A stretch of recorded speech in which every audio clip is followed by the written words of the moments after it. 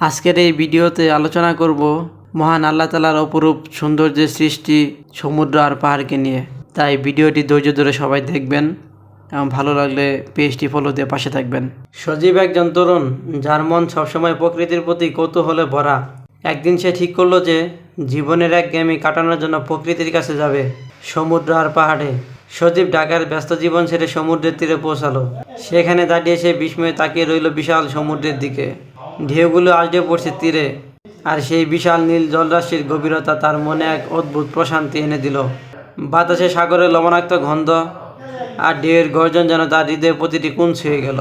সজীব মনের ভেতরে ভাবতে লাগলো, আল্লাহ কীভাবে এই বিশাল জলরাশি সৃষ্টি করেছেন, কত শক্তি আর ক্ষমতা হলে এত সুন্দর অপরিসীম সমুদ্রের সৃষ্টি সম্ভব। কিছুক্ষণ সমুদ্রের ঢেউ আর অপার নীল আকাশের দিকে তাকিয়ে সজীব আল্লাহর প্রতি কৃতজ্ঞতা প্রকাশ করলো। সে অনুভব করলো যে সৃষ্টিকর্তা এত বিশাল, এত শক্তিশালী, তার কৃপা কত বড় হতে পারে তা আমরা কখনো পুরোপুরি উপলব্ধি করতে পারবো না।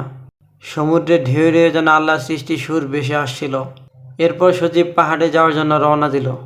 পাহাড়ে উঠে সে সবুজের রাজ্য দেখতে পেল।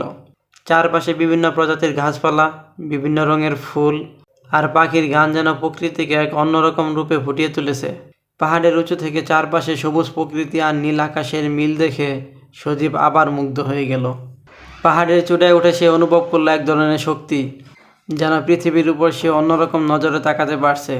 চারপাশে সব কিছু এত সুন্দর, এত পরিপূর্ণ, গাছ, পাখি, বাতাস, সব কিছু যেন আল্লাহর কুদরত প্রকাশ করছে। একসময় সূর্য অস্ত যেতে শুরু করলো, আর সজীব তাকিয়ে দেখলো কীভাবে সূর্যের রশ্মি পাহাড় আর সমুদ্রকে আলোকিত করে তুলছে।